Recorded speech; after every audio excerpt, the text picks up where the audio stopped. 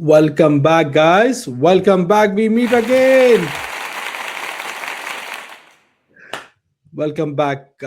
It's gonna be incredible week ahead. मैं बहुत ज़्यादा excited हूँ. Week 35, guys. Week 35. More what 2 or 3 weeks gameplay is left. उसके बाद matter done. Premier League all sorted. So let's see what's gonna happen, right? So I'm excited. Especially we have a high profile match. Manchester United and Liverpool. I am going Liverpool win. I didn't say that. We're gonna analyze. Okay, but talking about this particular game week, City and Arsenal gonna play their respective matches, and we understand how narrow the title race is going. So let us deep dive and slightly try to understand things more better. So first thing, let's talk about the title race that is going down. That means the first match, which I like to break down, is Arsenal and Fulham. That gonna happen on Saturday. So situation is that Arsenal, after that uh, rugged match of Champions League, they're gonna go back and they're gonna play with Fulham. Fulham gonna be a frustrating team for them, and it's a good team. Okay, don't assume Fulham is just a pushover. They have good players, good manager philosophy, and Arsenal fan. Good news, we saw Bukayo Saka in Champions League. He played, he got some minutes, but I'm sure that he gonna start this match as a starter on right wing. And Arteta did confirm that he will be available for Premier League matches. So let's see what's gonna happen. So currently, Arsenal is standing ahead in the points table, 73 points, right? So, but City has a game in hand. So let's see how the title race go, because every goal and every win matter. I'm not even talking about draw. One draw, either of the team, chapter over. Simple as that. So number of goals matter, right?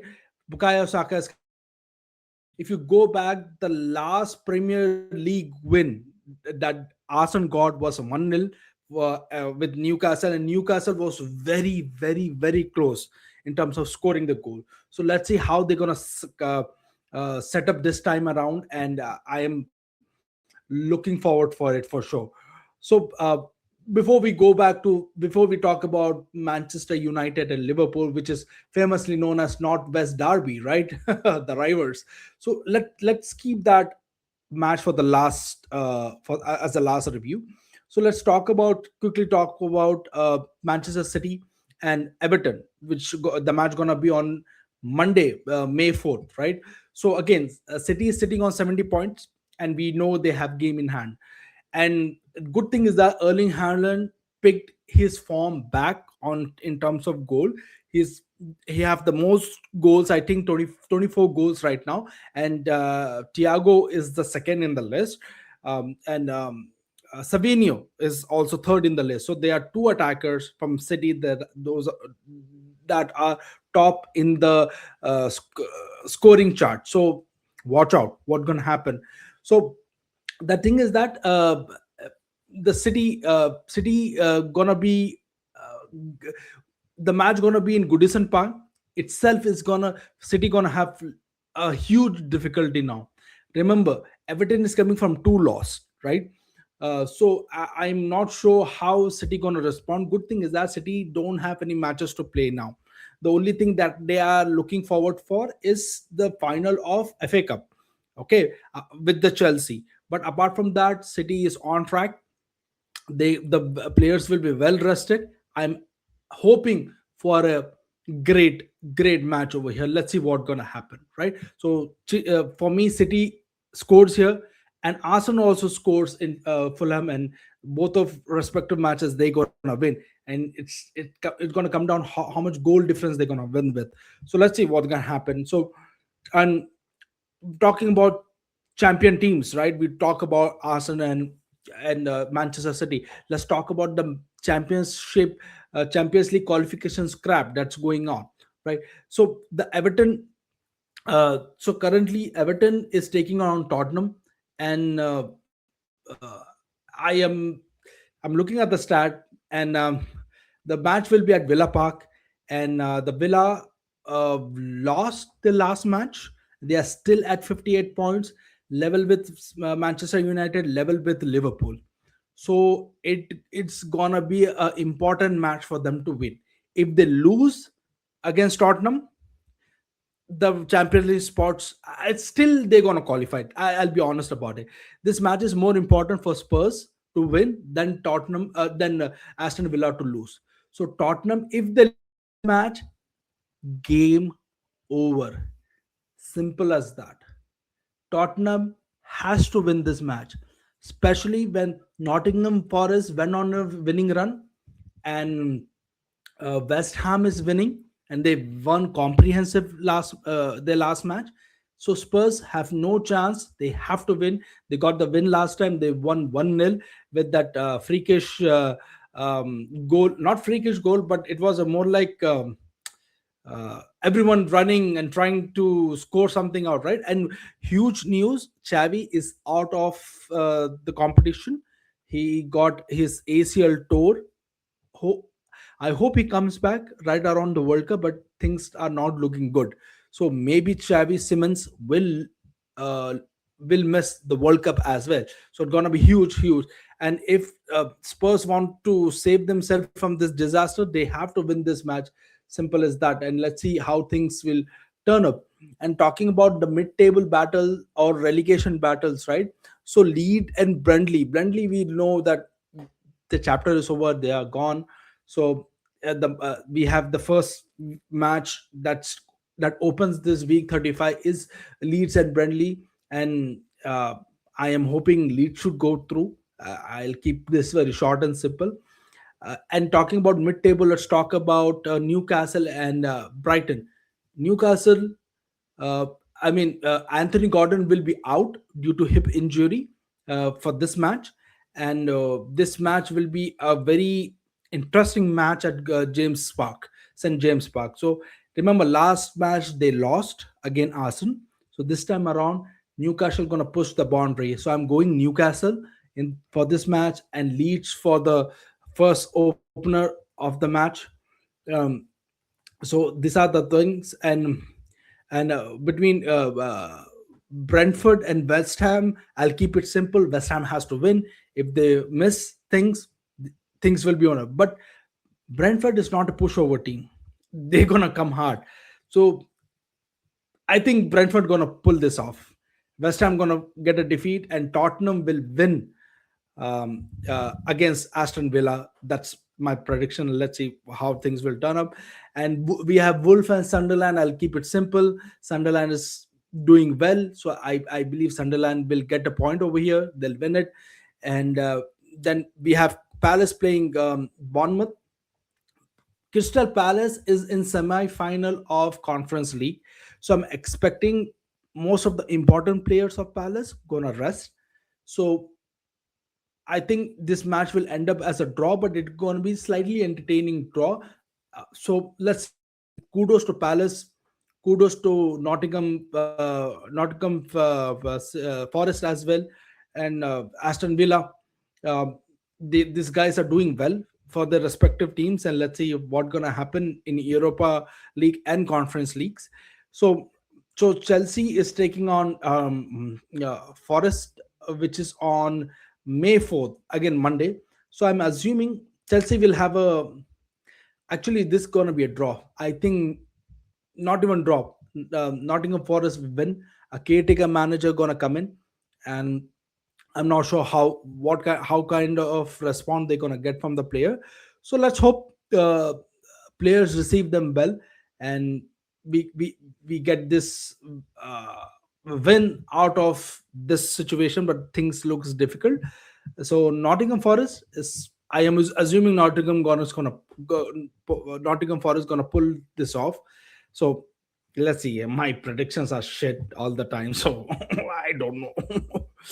So before we spoke about Leeds and Burnley, we spoke about Brentford and West Ham, we spoke about Newcastle, Brighton, Wolves, Sunderland, Bournemouth, and Crystal Palace.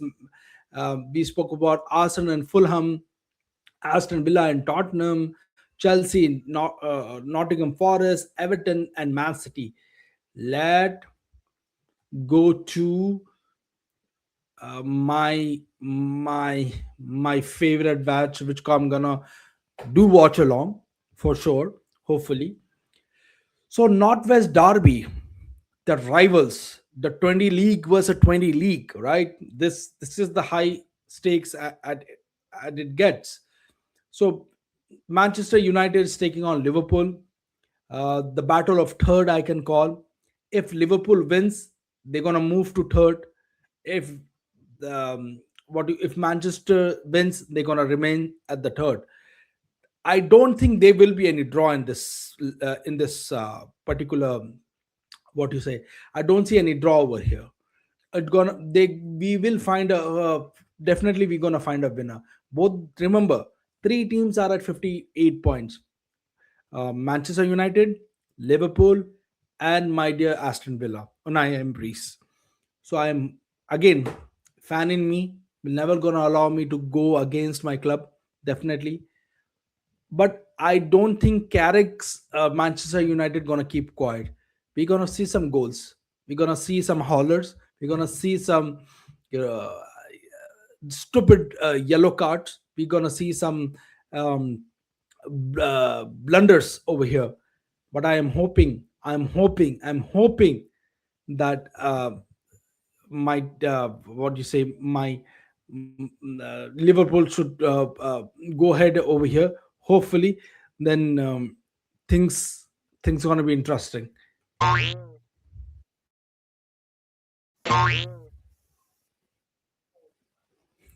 I was trying to do that, but yeah, keeping things on this fixture, I think Rio should start on left. Salah should be on right.